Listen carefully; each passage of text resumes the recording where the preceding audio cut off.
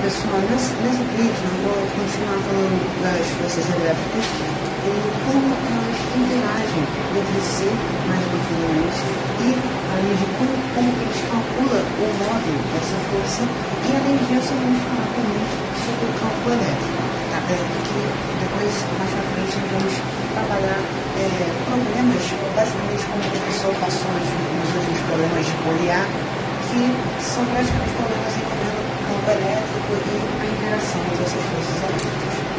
Bom, primeiramente, vamos lembrar como calcular as forças elétricas, né? Que é uma fórmula matemática que foi determinada experimentalmente, né? Ou seja, como o professor falou, foi determinado por meio de testes. Ou seja, conforme mudava a distância de duas partículas, conforme eu mudava a carga de uma partícula e assim sucessivamente, né? E essa pessoa que determinou foi justamente quem originou o nome dessa lei, que é a lei de Coulomb. Ou seja, Coulomb determinou essa fórmula que diz que o módulo da força elétrica é igual ao produto das cargas entre duas partículas diferentes por uma constante K dividido pela distância ao quadrado. Vamos entender dessa forma. Esse K geralmente é a constante eletrostática do meio em que essas partículas estão inseridas. Ou seja, ela um próton ou um elétron, né? E na maioria das vezes a gente usa o valor da constante no vácuo, que é esse que eu coloquei, 9 vezes 10 a nona newton metro quadrado por quilo ao quadrado. As unidades em questão nessa fórmula, como a gente viu na primeira aula, a carga é sempre dada em coulomb, a distância em metros e a força, como a gente viu lá no primeiro período, toda a força é representada por newton, né? Então, essas são as unidades do sistema internacional para cada uma dos componentes. A do carro está explícito aqui embaixo. Bom, e diante disso, queria um exemplo para a gente ver como a aplicação dessa fórmula. Eu coloquei aqui um próton e um elétron que estão a uma certa distância de 4 metros, onde a carga do campo A é de mais 2 coulomb e a carga do campo B menos 2 coulomb. E eu estou medindo para calcular a força elétrica que há entre essas duas partículas, né? Bom, de cá a gente pode ver que é um próton e um elétron, ou seja, cargas opostas. Então, esses prótons vão se atrair, certo? Então, aqui nós temos uma força, basear, e aqui a força que acontece em B. Ou seja, o A atrai o B e o B atrai o A. Próximo do ciclo. E eu quero saber qual é o valor da força elétrica. Bom, vamos usar a fórmula. O K, vamos considerar o valor original, que é 9 vezes 10 a nona vezes. E uma coisa muito importante que eu não falei, sempre o produto das cargas tem que estar em módulo, porque na hora de falar sobre as forças nesse caso não podem admitir o valor negativo, porque, como você pode observar, a distância está ao quadrado, e todo número ao quadrado é positivo. E, como está aqui em módulo, vai dar um valor positivo, não importa qual seja o valor desse resultado desse produto. Então, a gente sempre bota em módulo para determinar que o valor sempre vai ser positivo. A carga do corpo A, mais 2, e a carga do corpo B, menos 2. Dividido pela distância ao quadrado. A distância é 4. 4 ao quadrado dá 16. Então, nós temos que a força elétrica vai ser igual a 9 vezes 10 a nona vezes 2 vezes menos 2 dá menos 4. E menos 4 em módulo é somente 4. Dividido por 16. Aqui a gente pode simplificar, né? Se eu dividir em cima e embaixo por 4, simplifica 4 dividido por 4 vai dar 1, e aqui 4 dividido por 16 dividido por 4 vai dar 4. Então a gente fica com 9 vezes 10 a nona dividido por 4. Para refazer isso aqui, basta a gente dividir os algarismos. 9 dividido por 4 vai dar 2,25 vezes 10 a nona. Lembrando, a unidade de força elétrica sempre dá em newtons. Ou seja, a força elétrica, nesse caso, é 2,25 × 10⁹ newtons. Nesse caso, o valor já saiu certinho em notação científica. Mas, por exemplo, se aqui aparecesse 22,5, um número que não estivesse na regra de notação científica, e se a questão fosse, por exemplo, de múltipla escolha, talvez não apareceria o valor que você achasse. Você teria que, provavelmente, transformar o valor para a notação científica e aí, então, achar a alternativa correta. Não sei como que vai ser o método de avaliação do Marcos, se ele já vai aceitar do jeito que sair ou se ele prefere notação científica. Então, isso vai depender dos exercícios, como a gente for trabalhando, a gente vai entender. E, diante disso, a gente fala algumas características dessas forças elétricas. Aqui, a gente viu o exemplo de uma força de atração, mas também pode ser uma força de repulsão. O que importa é que não importa o valor, se seja de atração ou repulsão, as forças sempre vão possuir o mesmo valor numérico. Ou seja, se o módulo de uma força é igual a outra. Por quê? Porque elas formam um par ação e reação. Como a gente vê na terceira lei de Newton, toda força toda ação tem uma reação. Então, ou seja, e, claro, consequentemente, eles formam par ação e reação porque eles estão em corpos diferentes. Ou seja, uma força está sendo dada no corpo A e a outra força está no corpo B. Então, para ser ação e reação, a gente tem que lembrar disso. Possui mesmo módulo, sentidos opostos e atuam em corpos diferentes. Bom, essas são as características que citou, não acredito que ele não vai se estender muito quanto a isso. Então, já vou adiantando já para falar do gráfico, né? Da força elétrica em função da distância. Como a gente observa aqui, o gráfico é uma forma decrescente, certo? Então, o gráfico espelha muito o que a gente tem na fórmula. Se a gente observar, a força elétrica, para a gente já observar, a gente divide pela distância apagada.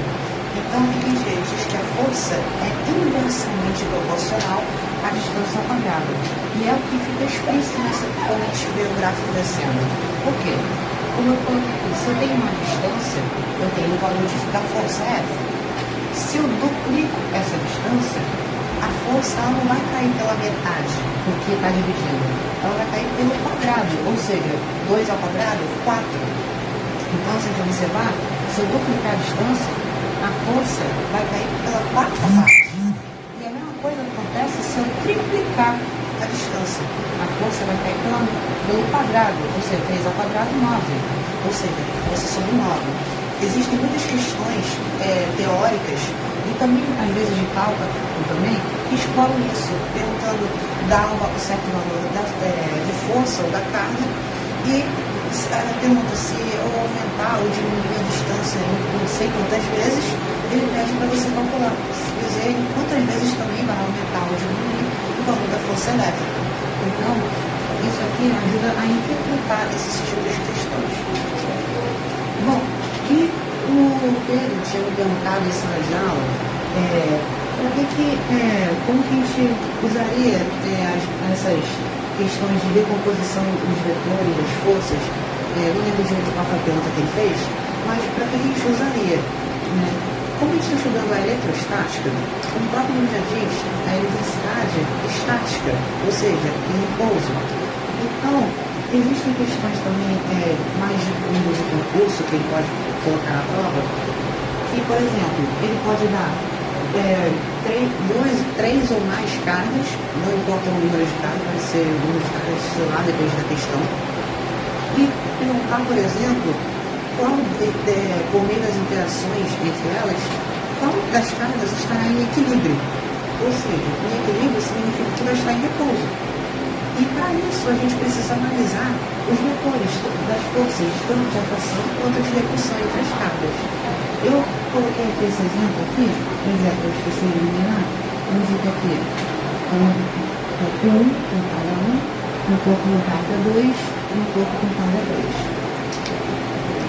Para resolver esses tipos de questão, a gente tem que analisar cada um com cada um para saber qual é o vetor de interação.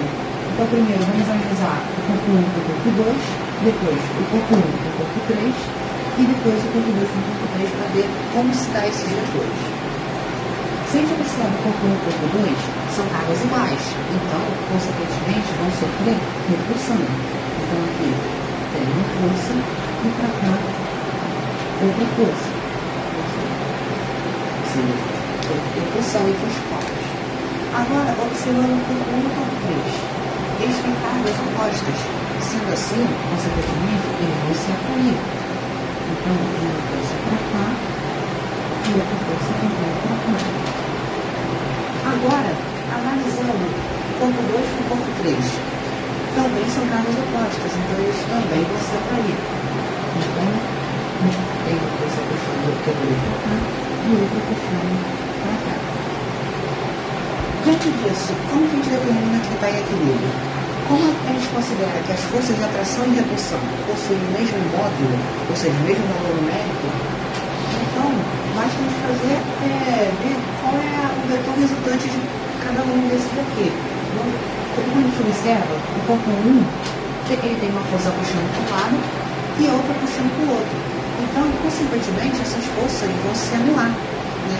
Então, a gente pode afirmar que o corpo 1 ele está parado, ele não vai sofrer movimentação. Diferentemente do corpo 2 e o corpo 3. Porque o corpo 2, como a gente observa, ambas as forças estão puxando em direção ao corpo 3 e o corpo 3, ambas as forças estão puxando em direção ao corpo 2. Então, a gente conclui que o corpo 2 e o corpo 3 vão ficar unidos e o corpo 1 vai ficar estático. Então, com a pergunta que eu fiz, qual corpo está em equilíbrio, a resposta seria o corpo com carga 1, porque ele não iria sofrer movimento nesse caso. Nesse exemplo que eu peguei, as cargas elas estão alinhadas, ou seja, uma do lado da outra. Mas também pode ter questões em que as cargas não estejam, por exemplo, esteja uma aqui, outra aqui para baixo, outra aqui do lado. Aí, a análise dos vetores, você também vai fazer da mesma forma, só que quando você for achar o vetor resultante, depende dos enunciados da questão, que aí eles vão enumerar os valores específicos de cada força, que aí sim você vai conseguir determinar, dependendo do que a questão te pedir, que está em equilíbrio, ou qual está em movimento, e assim por diante. É uma análise mais complexa, então eu não acredito que ele também venha cobrar desse caso, então eu não citei nenhum exemplo aqui. Finalizando essa parte, a gente entra na parte do campo elétrico. O campo elétrico é uma região do corpo que está sujeito à ação de forças elétricas. Ou seja, um corpo ele gera um espaço ao seu redor que, nesse espaço, ele pode ser ou atraído ou repelido por outros corpos. Como a gente viu no exemplo do domo. O domo, quando o professor ligava, ele criava ao redor dele um campo elétrico, fazendo com que tanto o isopor quanto o alumínio conseguissem ser atraídos ou repelidos, dependendo das suas cargas. Né? A gente vê então que a ação das forças está a todo momento ali ligada a isso. Né? E a outra característica do campo elétrico é que o professor vai ensinar que ele possui direção radial, ou seja, como se fosse um raio da circunferência. E o próton e o elétron vai ter suas específicas linhas de campo, ou seja, as suas direções em que vão estar apontadas essas forças. Como ele colocou no quadro, eu também coloquei aqui, o próton ele vai ter a sua direção no campo elétrico sempre apontada para fora, enquanto o elétron vai estar apontado para dentro. E nessas linhas de campo que eles chamam, explicam por que cargas opostas se atraem e cargas iguais se repelem. Por quê? Se a gente colocar um próton com um elétron, cargas opostas. Enquanto suas linhas de campo estão para fora, o outro está para dentro. Sendo assim, as linhas de campo vão se equilibrar, vão se ligar umas às outras. E isso que justifica cargas opostas se atraírem. Se eu colocasse, por exemplo, um próton ou um outro elétron, a gente ia observar que as linhas não iam se ligar uma na outra. Ou seja, elas iam fazer curvas, de modo que elas não iam conseguir se ligar, porque ambos ou estariam para fora ou ambos estariam apontando para dentro por si mesmo. elétricas e como a gente calcular ele, que foi a última forma que ele colocou no quadro, né? Que é o módulo da força elétrica dividido pelo módulo da carga do corpo. Ou seja, geralmente, nesse caso, que a gente estava vendo nas questões, a carga é o valor da carga elementar, que é 1,6 vezes 10 a menos 19, que a gente viu na outra aula. Então, e alguns, como eu e o Pedro fizemos, para não deixar desse modo aqui a fórmula dividindo, a gente pegou essa carga aqui e passou para o quadro multiplicando. Ficando, então, força elétrica igual a campo elétrico vezes a carga. Certo? Ambas as fórmulas significam a mesma coisa, você decide qual a melhor forma para você memorizar elas. E uma outra coisa que eu até coloquei em asterisco é que a gente viu que a força elétrica é isso daqui. Mas, com essa equação aqui, a gente vê que a força elétrica também é essa outra expressão aqui. Se a gente substituir esse valor aqui no lugar da força elétrica, a gente encontra uma nova equação que pode auxiliar a gente em determinado tipo de questão a resolver mais rápido. Não é necessário gravar, mas eu vou colocar aqui como meio que um extra, né, porque o professor também não citou, que não vou fazer demonstração da fórmula aqui, só apenas vou especificá-la, mas que ficaria assim: o campo elétrico igual a carga vezes a carga não, a constante eletrostática, que a gente viu ali em cima, vezes o módulo da carga dividido pela distância quadrada. Essa aqui é uma outra forma também de você calcular o campo elétrico que pode auxiliar a resolver mais rápido algumas questões. As unidades são as mesmas que a gente viu anteriormente. Então, sendo assim, a gente vê que uma coisa que eu esqueci de falar, a unidade do campo elétrico, né? Aqui a gente sabe que a força é dada em newtons, a carga em coulomb e o campo elétrico é dado em newton por coulomb. Dependendo da questão, pode dar outros valores, mas no sistema internacional, essa aqui é a unidade do sistema internacional do campo elétrico. E no caso específico de campo elétrico, que a gente viu, é o campo elétrico uniforme, que é onde ele explicou na sala, de um modo meio confuso também, o funcionamento de uma bateria, né? Não precisa se ligar naqueles nomes que ele falou, de cátodo, anodo. Esses nomes assim, a gente vai estudar mais profundamente em uma das químicas, que eu agora não sei qual, depende do conteúdo. Mas o que a gente precisa entender é que sempre uma bateria está funcionada com uma parte dela, uma placa, com carga positiva e outra parte com carga negativa. E como a gente viu aqui nas linhas de campo, as linhas estão sempre direcionadas da carga positiva para a carga negativa. Então, o sentido do campo elétrico vai ser sempre o mesmo. Essa é uma característica do campo elétrico uniforme, que as linhas de campo são sempre iguais, com o mesmo módulo e na mesma direção em todo o espaço. E isso possibilita que a gente use cálculos como a gente fundamentou as questões, usando a mecânica, usando o movimento uniformemente variado. E com isso a gente pode também dizer, né, por meio da segunda lei de Newton, que, como ele me apresentou, o somatório das forças, de todas as forças aqui, é igual a massa vezes a aceleração, ou como a gente viu no primeiro período, que eu acho melhor e mais didático, se dizer que a força resultante é a massa vezes a aceleração. E esse campo elétrico, então, por isso que a gente fez aquelas questões meio que complexas, porque esse campo elétrico uniforme possibilita a gente trabalhar com essas equações, diferentemente de outros tipos de campos, que às vezes ficam em direções oblíquas, às vezes ficam em direções que o módulo é diferente, e a gente tem que calcular separadamente, trecho a trecho, para aí sim efetuar os cálculos. Bom, espero que tenha ajudado. E é isso. Qualquer dúvida vocês podem procurar durante a semana.